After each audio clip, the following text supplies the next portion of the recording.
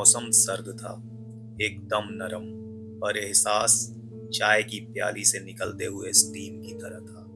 थोड़ा सा नम, थोड़ा सा गर्म। बर्फ रात भर खामोशी से गिरती रही थी। सुबह हुआ तो ऐसा लगा जैसे थोड़ी सी सफेदी हमारे दिल पर भी जम गई हो। हरे जंगल जो अब तक हमारी जर्नी के शागिर्द थे, अब थोड़े उजले और थोड़े ग्रे से दिखने लगे थे।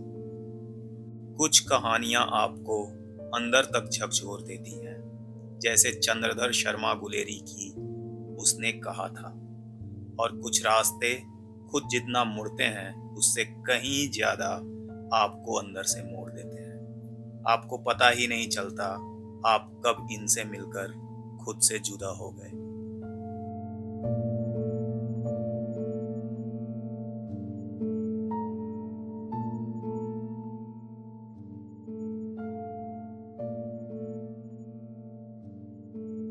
आज कदम बर्फ पर पड़े तो धीमी सी आवाज आई, ये रास्ते आपको कुछ कहानियां सुनाना चाहते हैं। कहानी श्यामला देवी माता की, जो इतिहास के गर्त में कहीं दब सी गई है। कहानी चार्लविल लॉज की, जहां रात में कदमों की आहटें आज भी सुनाई देती हैं। कहानी वीर हनुमान की, जो लक्ष्मण भैया के संजीवनी बूटी लेकर जाते हुए पल भर के लिए यहाँ विश्राम किए थे। कहानी उस ट्रेन की जो सैलानियों के दिल पर एक अमिट छाप छोड़ जाती है। फाइनली कहानी उस शहर की जहां से पूरे भारत को एक समय कंट्रोल किया जाता था।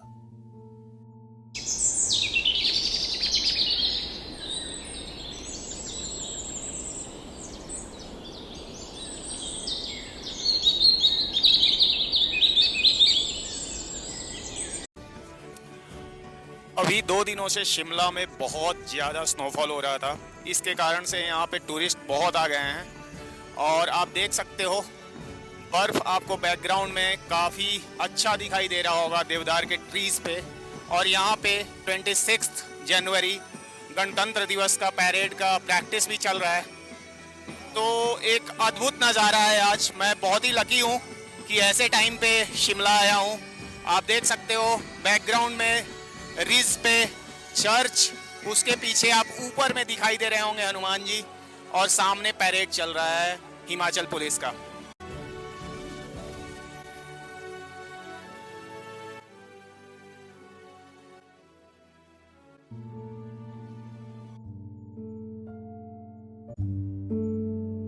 मैं शिमला में हूँ और आज के एपिसोड में इस प्यारी सी जगह को कवर करूंगा।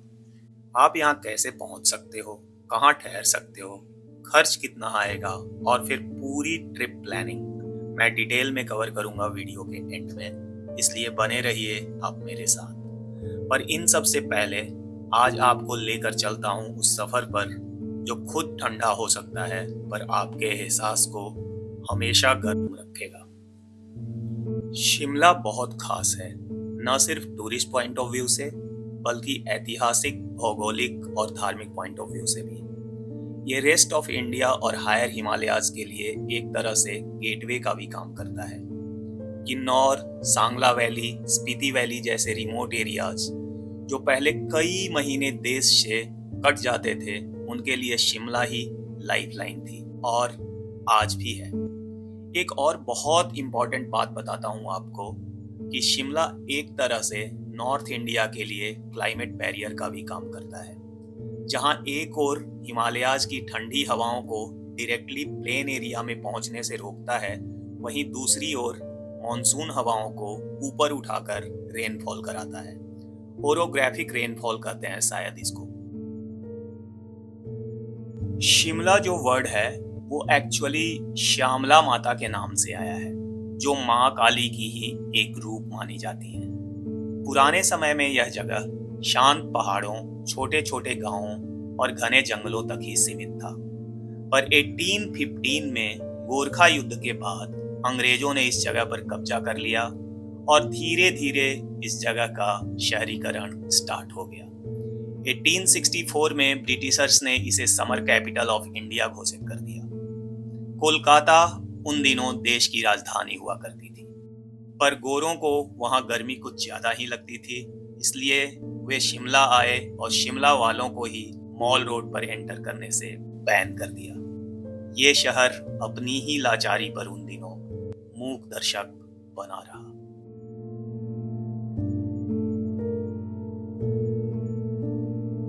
नाइनटीन 1945 का वायसराय लॉर्ड बेवेल और कांग्रेस प्लस मुस्लिम लीग के लीडर्स का कॉन्फ्रेंस हो या 1972 का इंदिरा गांधी और जुल्फिकार अली भुट्टो के बीच का शिमला समझौता, यह शहर इतिहास के हर एक पन्नों का साक्षी बना रहा।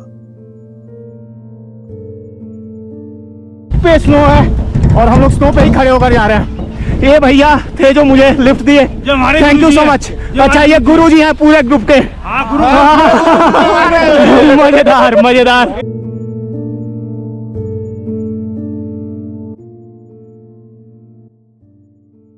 शिमला हम लोग स्नोफॉल का प्रेडिक्शन देख कर गए थे। 23 जनवरी को यहाँ पर हेवी स्नो स्टॉर्म आया।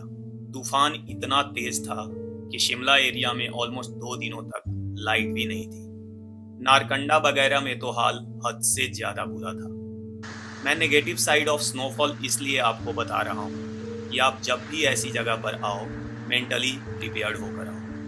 हो सकता है लोकल साइट सीइंग के लिए भी आपको कुछ ना मिले और हर जगह आपको स्नो पर पैदल ही चलना पड़े। मैं इसके लिए रेडी रहता हूँ। इनफैक्ट 10+ किलोमीटर्स रोज ही मैं बर्फ पर चल रहा था और मुझे बहुत मजा आ रहा था। मेरे लिए ट्रैवल लग्जरी नहीं, शायद खुद से मिलने का एक जरिया है, पर जरूरी नहीं कि ये आपके लिए भी ट्रू हो। इसलिए जब भी ऐसे मौसम में आप किसी भी हिल स्टेशन पर जाओ, मेंटली रेडी होकर ही जाओ। मौसम जब थोड़ा सा खुला तो सबसे पहले मेरा मन हुआ हनुमान जी से मिलने का, जो कि शिमला के हाईएस्ट पॉइंट पर जाकू टेम्पल के पास गदा लिए खड़े हैं। खुद लगभग 33 मीटर लंबे हैं और जहां खड़े हैं उस जगह की ऊंचाई 2455 मीटर्स है। मैं जहां ठहरा हुआ था वहां से ये जगह अपहिल 4 to 5 किलोमीटर्स था, यानी आना और जाना लगभग 8 से 10 किलोमीटर। लक्कड़ बाजार होते हुए मैं शिमला के रिज तक पहुंच गया। भीड़ आज काफी ज्यादा थी, शायद सारे लोग ही मौसम खुलने का वेट कर रहे थे। रिज से जाकू टेम्पल की दूरी लगभग 2.5 किलोमीटर है, पर चढ़ाई काफी स्टीप है। आप 45 मिनट से लगभग 1.5 घंटे तक में इसे कवर कर सकते हो, depending upon your fitness level. रास्ते में मंकीज बहुत ज्यादा हैं, इसलिए थोड़ा सा केयरफुल होकर आप ट्रेक करें। आज बर्फबारी के कारण जाकू टेम्पल का रोपवे बंद था, इसलिए हमारे पास ट्रेक करने के अलावा कोई ऑप्शन नहीं था, पर आप जब भी आओ रोपवे का ऑप्शन भी ट्राई कर सकते हो। हाँ, तो अभी मैं शिमला के जाकू टेम्पल पे खड़ा हूँ और पीछे में आप देख सकते हो इतनी ऊंची मूर्ति है हनुमान जी की। बोला जाता है कि जब लक्ष्मण जी के लिए संजीवनी बूटी लेकर हनुमान जी आ रहे थे तो यहाँ पर उन्होंने थोड़ी देर के लिए रेस्ट किया था और फिर यहाँ से दोबारा लंका के लिए उड़े थे। ये जगह शिमला से के रिज से काफ़ी ऊंचा है। इसकी हाइट करीब 2500 मीटर है और बोला जाता है कि रात में थोड़ा सा यहाँ पे इलेक्ट्रोमैग्नेटिक वेव का इशू है। पता नहीं क्या है रीजन। अगर आप रात में आओगे तो यहाँ पे जीपीएस सही से नहीं चलता है और अमावस्या के दिन बोला जाता है कि कभी कभी इस मंदिर में खुद से ही घंटा बजने लगता है। और जगह की भी बहुत सुंदर है। जब आप यहाँ पे आते हो तो आप बैकग्राउंड में देख सकते हो परसों बहुत ज़्यादा हेवी स्नोफॉल हुआ है, जिसके कारण पूरा बर्फ है। यहाँ से आपको पूरा शिमला का व्यू मिलता है। जय हनुमान ज्ञान गुण सागर। जाकू मंदिर से लौटने के बाद मैं थोड़ी देर रिज पर बैठ गया। भीड़ में भी सुकून अगर आपको कोई दे सकता है तो बस प्रकृति। मैं चुपचाप सामने चर्च और हनुमान जी को देख रहा था। ठंडी हवाएं चेहरे से टकरा रही थी और कुछ घोड़े अपने नेक्स्ट सवार की वहीं पर प्रतीक्षा कर रहे थे। थोड़ी देर बैठने के बाद मन शांत सा लगा और मैं होटल की तरफ मुड़ गया। शाम ढलने लगी थी। सूरज पहाड़ों के पीछे छुपने लगा था। बर्फ अब थोड़े और ठंडे जान पड़ते थे, पर मैं कविता को कन्विंस कर रहा था कि इतनी ठंड नहीं है, चलो मॉल रोड फिर से घूम कर आते हैं। फाइनली वो मान गई और हम दोबारा निकल गए। लक्कड़ बाजार में हमने अंकल से थोड़े मोमो लेकर खाए और फिर ऊपर मॉल रोड की तरफ निकल गए। रात में रिज लाइट्स से काफी सुंदर हो जाता है। आप बस बैठ जाओ शांति से। AQI 40 से 50 है, मस्त ऑक्सीजन लेते रहो। रिज की रौनक, हल्की रोशनी और देवदार के पत्तों की खुशबू लिए ठंडी हवा हर पल को जादुई बना देती है। नीचे है शहर की रोशनी और पहाड़ों की खामोशी, एक अनफॉरगेटेबल व्यू।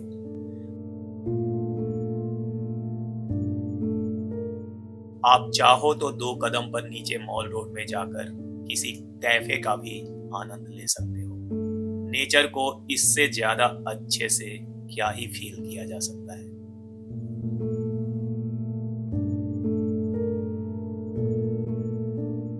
आज हमें शिमला से वापस लौटना था। ऐसा लग रहा था जैसे कोई अपना पीछे छूट रहा हो। वही ठंडी हवा जो कल चेहरे से टकराकर मुस्कान दे रही थी, अब मानो कह रही हो फिर कब आओगे। गाड़ी जैसे जैसे आगे बढ़ रही थी, देवदार के जंगल पीछे छूट रहे थे। ये मोड़ जहां कल रुककर हमने फोटो लिया था, अब बस यादों में रह जाएंगे। लक्कड़ बाजार, रिज, जाकू मंदिर, मॉल रोड, सब धीरे धीरे आंखों से ओझल हो रहे थे। खिड़की से बाहर देखते हुए पहाड़ों को आखिरी बार मैंने अलविदा कहा। मन में एक अजीब सुकून था और धीरे धीरे ये आवाज निकल रही थी, सी यू शिमला।